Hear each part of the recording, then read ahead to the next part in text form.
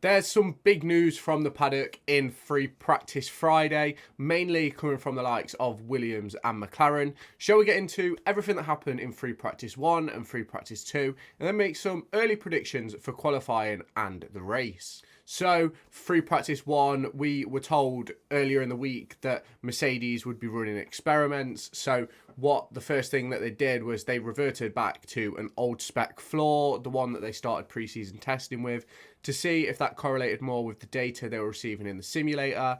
And who knows if they actually found what they needed to. They've not really spoken much about it publicly. George Russell finished the session okay. Lewis Hamilton-ish for free practice 1. Aston Martin did bring a front wing update, but Alonso ended up eventually having a run through the gravel trap. A lot of people had a run through the gravel trap, especially in free practice 1. Seemed a common theme between all the racing that I've seen so far this weekend. Alex Albon had an absolutely massive smash with about 20 minutes to go. I think it was coming out of turn 6, just lost the back end, smashed the wall on the right-hand side, going into turn 7, and just rolled across the track. And there's some big issues with that, but we'll get into that later into the video.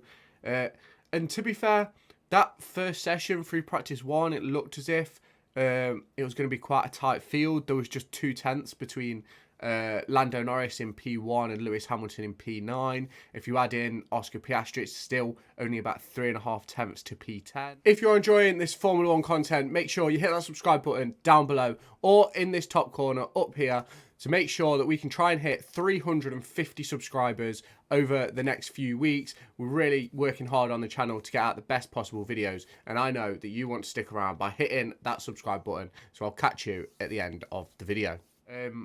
Lando Norris in P1 with a 1:18.584. Max Verstappen 0.018 behind. George Russell 0.33 behind. So nothing major. That's 0.033 by the way. FP2, Mercedes, their experiments quite clearly aren't going very well. Lewis Hamilton really struggled with the car. Ended up, I think it was P18 in the end. George Russell did okay for P6, but you can tell there's quite clearly a bigger setup difference. And obviously, for me, they're going to milk the worth out of Lewis Hamilton, the experience, the skill he's got. So they're just going to chuck this at him, that at him. Like, they've not got to make him happy, essentially. They know he's going at the end of the season. Alex Albon did miss FP2, but Logan had a couple of spins, a couple of runs through the gravel trap. And they've had a big decision to make at Williams. I do genuinely feel for James Vowles because I believe they have now taken the decision not to run Logan Sargeant for the rest of the weekend. Alex Albon's big smash in FP1, they don't have a spare chassis, and they've caused that much damage to the car that they don't think they're going to be able to repair it in order to put both cars on track. And from pictures that I'm getting through Twitter and the media, it looks as if they've taken the decision to essentially give Alex Logan's chassis, because obviously Alex is by far the better driver out of both of them. You have to feel for Logan Sargeant, you have to feel for James Vowles, because that's a massive decision to make. Now, for me, it's not one I'd make. I'd leave Logan in the car, because at the end of the day, Logan didn't smash his car up. So, yeah, it's a bit of a interesting one for Williams with Logan and Alex Albon. Hopefully, it's just precautionary at the moment. The pictures that we're getting showing everything essentially moved over to Alex's side. Hopefully, they can fix what they need to fix overnight, but it's not looking very likely. FP2 ended a bit differently. There was nearly 4 tenths to P2 from Charles Leclerc in P1. Max Verstappen P2, 0.38 behind. Carlos Sainz, 0.43 behind in third. Now, I always think FP2 is a bit... teams start to turn engines up, start to test a few things for qualifying and the race and things like that. So it's just one of those. I'm not really looking too much into those times, especially with Leclerc being nearly 4 tenths quicker than the Red Bull of Verstappen. Can't really see that happening. I can't really see that happening tomorrow in qualifying or anything like that. And then, obviously, some off-track news. The Bahrain State Fund is set to take over at McLaren. I believe they already have a set amount of shares of McLaren anyway, so I believe they're just taking what they don't already have. Zach Brown, I believe, has signed a new deal now until 2030 with McLaren, so that's going to be interesting to see how he continues the development of the team. Obviously, when he came in, the car was bare, had no sponsors, they weren't doing very well, and he's now brought them into the top 3 or 4 teams. I'd probably argue that they're ahead of Mercedes at the moment. So yeah, that's a very interesting one. We heard from Toto Wolff and Lewis Hamilton post-session. Hamilton felt good with the car this morning. They've done a crazy setup for FP2 and it just hasn't worked. Let's jump into a bit of Formula 2 talk now. Dennis Hauger put the car on pole position. Kimi Antonelli in P2. Now, Oliver Behrman, on, I believe, both of his laps, was on course to put in a really good lap and just had a few issues with traffic and things like that. And it's one of those things where in Formula 2 you have to get your lap in. And he wasn't able to do that. And after a brilliant weekend last weekend at Jeddah, it just looks as if this weekend isn't going to go his way in Formula 2. It's obviously a big change going from series to series, especially when you're used to having the grip of a Formula 1 car that he did for 50 laps at Jeddah last week. It's a big talking point with Behrman, especially with Antonelli putting it in P2.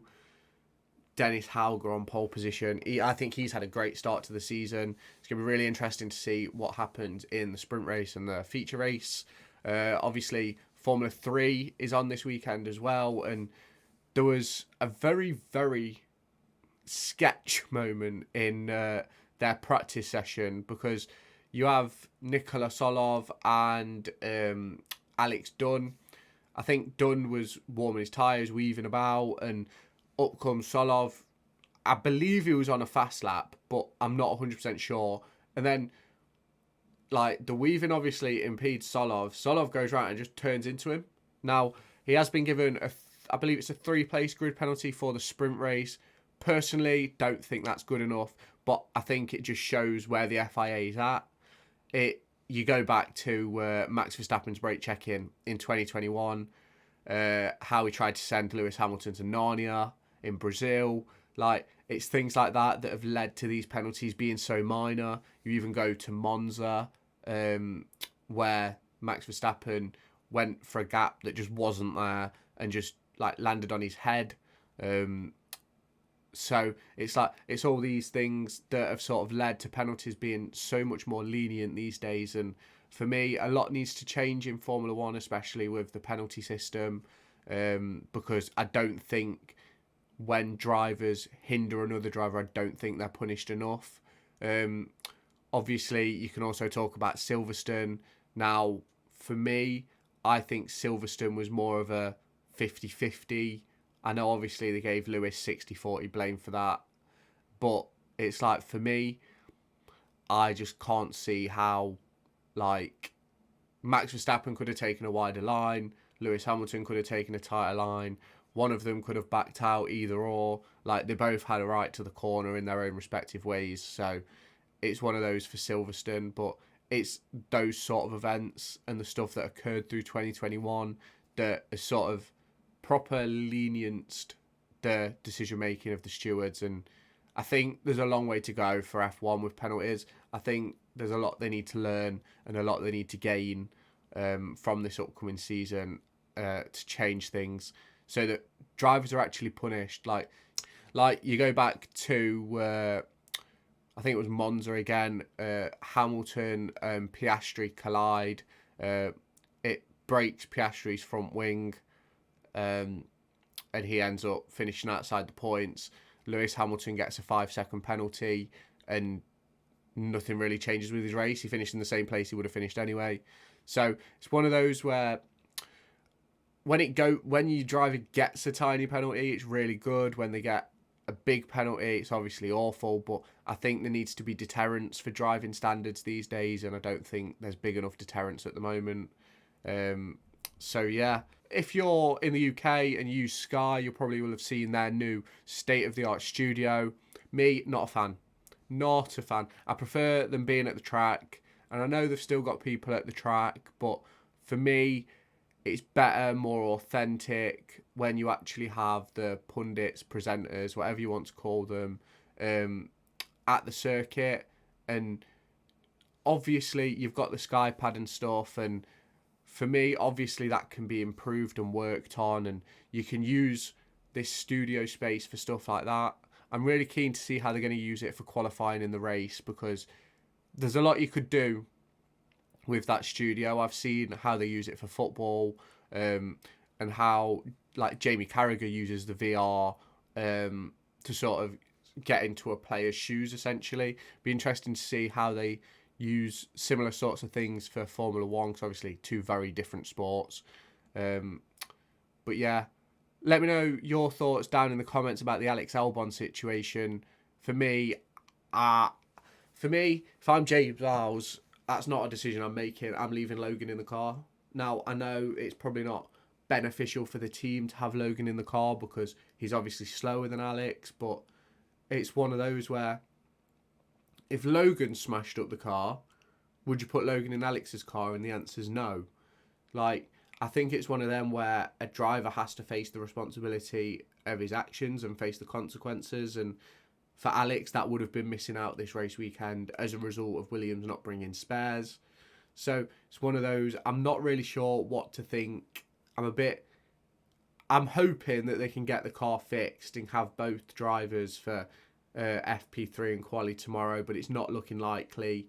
So I'm a bit disappointed in Williams, to be honest. Like, you can't be fucking going around with no spare chassis. Like, you just can't, especially when you've got a driver like Logan Sargeant, who you know in the past has smashed up chassis. You go back to this race last year, Alex Albon smashed a car up. A Haas was smashed up. 2 Alpines smashed. Like it's a track where people crash. It happens.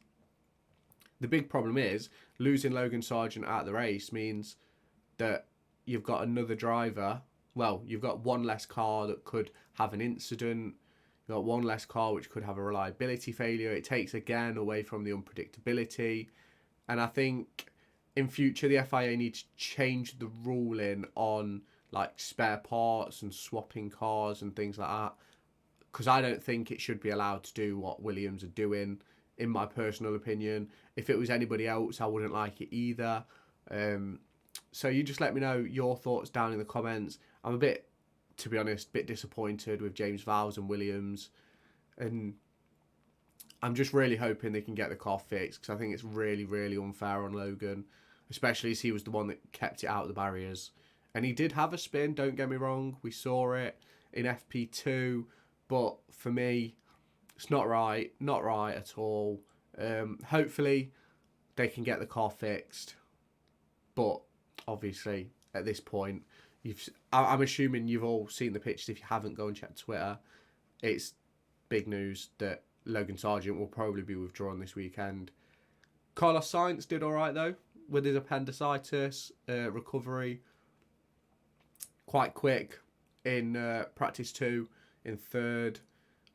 Doing his job, so I don't think they'll be calling on Ollie Behrman, but obviously you never know how his body's going to react overnight.